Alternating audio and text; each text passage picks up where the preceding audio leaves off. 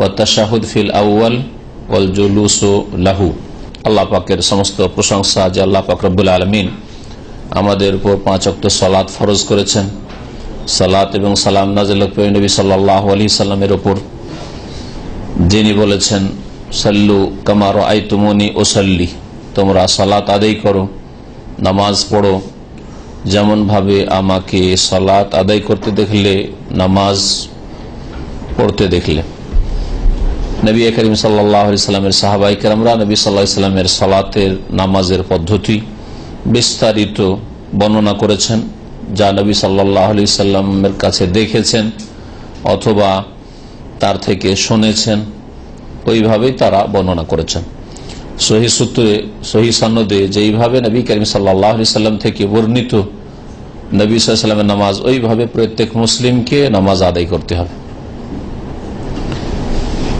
আমাদের আজকের দর্শের বিষয়বস্তু হচ্ছে সালাতের ওয়াজিবাত, অর্থাৎ নামাজের মধ্যে যে সব কথা বা কাজ ওয়াজিব, নামাজের মধ্যে যেই কথা কাজগুলি ওয়াজিব সেগুলি সম্পর্কে।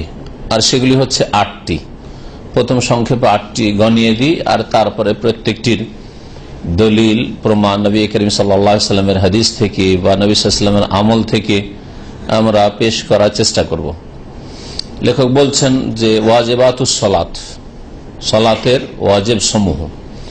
ওয়াজিব সম্পর্কে ভাষ্যকার বলছেন যে ওয়াজিব সালাতের তাকেই বলে যা ইয়াসকুতু বিসাহু, ভুলে গেলে, খেয়াল ছাড়া হলে তা মাফ হয়ে যায়। যদি কেউ ভুলে যায় ওয়াজিব আদায় করতে, সে বলার বিষয় হলে বলতে অথবা করার বিষয় হলে করতে, সে ওয়াজিবটা আদায় করতে যদি ভুলে যায় তাহলে সেটা মাফ হয়ে যায়, তাতে কোনো যায় আসে না। তবে ওতে যে ত্রুটি হলো, ঘাটতি হলো, ওয়াজবরু ওয়াইজবারু বেসাজদাতাই সাহু, এই জন্য সেজদায় সাহ করে তার ঘাটতি পূরণ করতে হবে।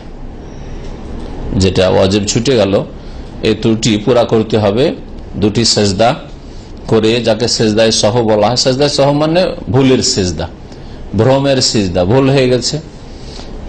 এই রকম ক্ষেত্রে যে 2টি সেজদা করা হয় সালামের আগে অথবা সালামের পরে,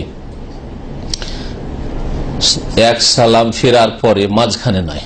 যেমন ভাবে এক শ্রেণীর লোকেরা নাকি দেশে করে, জানি না, ওদের দলিল আল্লাহ পাক ভালো জানেন আর ওরা জানে। তবে নবী করিম সাল্লাল্লাহু আলাইহি সাল্লাম থেকে প্রমাণিত সেজদায় সহ কাবলা সালাম হয় 2 সালামের আগে রয়েছে, তাশাহুদ যখন সবকিছু পড়া হলো, দোয়া মাসুরা পড়া হলো তারপরে, আর না হলে বাদাস সালাম, 2 দিকে সালাম ফেরার পরে। তো ওয়াজিব বলা হয় যদি ভুল হয়ে যায়, ভুলে গিয়ে থাকে, তাহলে সেটা মাফ হয়ে যাবে আর ওর ঘাটতি পূরণ করা হবে সেজদায় সহ দিয়ে। সেজদা সহ করা হয় 3টি ক্ষেত্রে। সেজদা সহর মাসলা বিস্তারিত বলবো না, শুধু এই ক্ষেত্রটি জানেন। সেজদা সহ কখন করবেন? যদি আপনার নামাজে কিছু বাড়িয়ে দিয়ে থাকেন, বাড়াইতে হইতে না বাড়িয়ে দিয়েছেন, একটা অবস্থা। আরটা হচ্ছে নামাজে কিছু কমিয়ে দিয়ে থাকেন, ওয়াজিব কমে গেছে, সুন্নত কমানে লয়, সুন্নত কমালে বা কমে গেলে নয়। যদি কোনো ওয়াজিব কমিয়ে দিয়ে থাকেন অথবা সন্দেহ হয়ে থাকে, 3 নম্বর ক্ষেত্র হচ্ছে যদি সন্দেহ হয়ে যায় যে 2 রাকাত পড়লাম না 3 পড়লাম, 3 পড়লাম না 4 পড়লাম, এইরকম যদি সন্দেহ হয়, তাহলে কমটা নিশ্চিতভাবে ধরে নেওয়ার পরে এই যে সন্দেহ হয়ে গেল, এর ঘাটতি পূরণের জন্য সহসিজদা করবেন। 3টি ক্ষেত্রে সহসিজদা রয়েছে। ওয়ালা ইয়াসকুতু বিল আমাদ, আর বলছেন যে ওয়াজিব যদি ইচ্ছা করে কেউ ছাড়ে তাহলে সেটার মাফ নেই। তাহলে সেটা রাকাতের যদি ওয়াজিব হয় তাহলে ওই রাকাত হবে না, আর পুরো নামাজের যদি ওয়াজিব হয় তাহলে নামাজটি হবে না। ওই ক্ষেত্রে রুকনের মতো হুকুম, এর আগের আলোচনায় যে আরকানুস সালাত 14টি বলা হয়েছে নামাজের রুকন, যে রুকনের অপর নাম ফরজ। আর ওয়াজিব আর রুকন দুটোই হচ্ছে ফরজ। অধিকাংশ আইম্মা কেরামদের নিকট ওয়াজিব আর ফরজে কোনো পার্থক্য নেই। ওয়াজিব মানে ফরজ আর ফরজ মানে ওয়াজিব। নামাজের মধ্যে যে কাজগুলি করা হয় শুরুতে বলেছি সেগুলি 3 ভাগে বিভক্ত। নামাজের মধ্যে কাজ হোক অথবা কথা হোক 3 ভাগে বিভক্ত। এজন্য রুকন, ওয়াজিব আর সুন্নাত। সালাতের মধ্যে 14টি রুকুন আছে যার আলোচনা গত সপ্তাহে হয়েছে, আর 8টি ওয়াজিবাত আছে, সেগুলিও ফরজ, ওইগুলির আলোচনা আজকে হবে।